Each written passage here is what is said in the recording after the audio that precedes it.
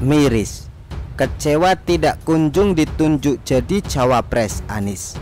Novel Bamumin mulai tinggalkan Anies. Salah satu kelompok yang turut berjasa mengantarkan Anies terpilih jadi gubernur pada Pilkada DKI 2017 silam adalah PA212. Namanya saja PA212, anggotanya ya Laskar FPI. Jadi kalau ada pertanyaan, apa beda FPI dan PA212? Sama saja, sama-sama doyan duit dan sama-sama tukang jual agama. Lantas, apa bukti kalau kelompok PA212 ini doyan duit? Mereka sering banget mengkafir-kafirkan orang, bahkan mengatakan haram DKI Jakarta dipimpin oleh non-muslim. Haritanu yang konglomerat dibela juga oleh mereka. Nah, pasca berhasil turut mengantarkan Anies terpilih menjadi DKI 1, kelompok ini semakin pede mampu menjadikan orang sebagai penguasa lewat jualan agama. Hingga pada Pilpres 2019, PA212 mendukung Prabowo. Tapi karena yang dilawan Prabowo bukan Ahok, melainkan Presiden Jokowi yang agamanya sama dengan Prabowo, plus wakilnya Kiai Haji Ma'ruf Amin yang notabene mantan ketua MUI, yang fatwanya mereka pakai untuk menyerang Ahok. Tidak pelak, upaya yang dilakukan yakni jualan agama hasilnya kurang maksimal. Capres yang mereka dukung kalah. Bukannya sadar diri telah gagal mengantarkan Prabowo menjadi RI 1, si pentolan PA212 Novel Bamumin malah semakin mencak-mencak. Ia pun berambisi menjadi calon RI 2 atau cawapres. Adapun bakal capres yang hendak dijadikan pasangan oleh Wan Novel adalah Anies Baswedan. Agar tidak disebut punya ambisi mengejar kekuasaan, Novel Bamumin mengaburkan keinginannya tersebut dengan istilah jihad konstitusi. Saya terpanggil wajib jihad konstitusional menyelamatkan bangsa yang sudah di ujung kehancuran oleh penjajahan gaya baru. Dan jihad konstitusional ini sudah didengungkan oleh Imam Besar Habib Rizik sejak tahun 2019. Demikian ujar Habib palsu itu dengan nada seperti tanpa bersalah. Sementara ini masih cocok Anies Novel. Lanjutnya lagi, benar-benar asik ya Anies Novel. Untuk meyakinkan parpol calon pengusung, Novel pun mengklaim rencananya mau jadi cawapres didukung oleh PA212 serta jamaahnya, termasuk masyarakat Banten turut mendukungnya. Benar-benar cadas kan? Yang bikin tambah kaget lagi, Novel juga mengaku dirinya didukung oleh 130 juta rakyat Indonesia jika berpasangan dengan Anies. Gede banget. Padahal perolehan suara Presiden Jokowi di Pilpres 2019 lalu hanya 85,6 juta. Sedangkan perkiraan DPT 2024 sebanyak 205,85 juta. Artinya Anies Novel dapat suara 63,15%, auto jadi wapres kadrun. Hanya saja, meskipun mengaku didukung oleh 130 juta rakyat Indonesia, tetap saja 3 parpol yang tergabung dalam koalisi perubahan nggak mau mengusung Anies Novel. Partai Demokrat sibuk mengusulkan ketua umumnya AHY untuk jadi wakil Anies. PKS juga sibuk mengusulkan kadernya Aher untuk jadi cawapres Anies. Sementara Nasdem menyebut nama Hovifah dan Andika Perkasa sebagai kandidat cawapres Anies. Pokoknya tidak ada nama Novel sama sekali yang disebut oleh PKS, Nasdem maupun Partai Demokrat. Padahal Novel menyatakan niatnya mau jadi cawapres Anies itu sejak 2021 silam loh. Namun tidak ada sambutan positif sama sekali. Hal ini yang kemudian membuat dia kecewa berat sama Anies. Hingga tanpa tadeng aling-aling, Novel memberi isyarat akan mendukung Prabowo lagi. Baru-baru ini ia mengatakan Prabowo salah satu sosok yang cocok memperjuangkan umat Islam jika terpilih jadi presiden pada Pilpres 2024 mendatang. Serta Prabowo punya keberanian untuk menjerat pelaku penembakan di KM 50. Siapa lagi capres yang kami dukung kalau bukan Prabowo Subianto, yang mana kadernya telah jelas terjun langsung menangani kasus KM 50, diantaranya Bang Fadlizon dan Ustadz Romo. Demikian ujar mantan karyawan Pizza Hut itu. Novel pun mengungkapkan ada kader Gerindra yang turut menjemput dan mengurus jenazah Laskar FPI yang tewas ditembak di KM 50, yang mana kala itu saat jenazah dimandikan, Fadlizon hadir di sana. Sedangkan Habibur Rahman menerima PA212 mengadu nasib atas tewasnya rekan mereka. Di sisi lain, Novel pesimis Anies bisa berkomitmen membongkar kasus KM 50. Sudah kayak AHY saja si Novel ini, nggak ditunjuk jadi cawapres Anies, cawe-cawe ke capres lain. Tapi bagus juga kalau dia, Rizik, Bahar dan kawan-kawan mendukung Prabowo. Kita jadi tahu siapa capres yang ada kadrun di belakangnya. Tapi yang ngeri-ngeri sedap di sini Abu Janda Al-Bollywoodi alias Permadi Arya.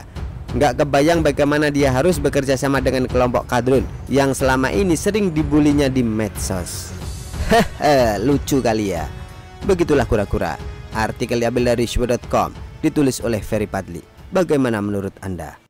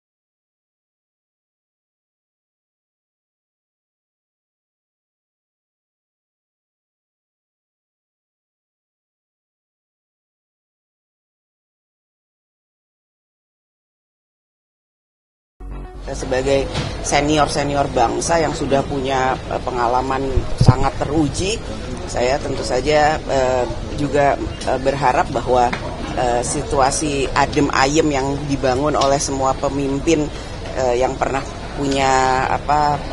pernah berjasa pada bangsa dan negara itu bisa ditunjukkan kepada rakyat Indonesia. Jadi kita yang muda-muda juga ngerasanya ayem.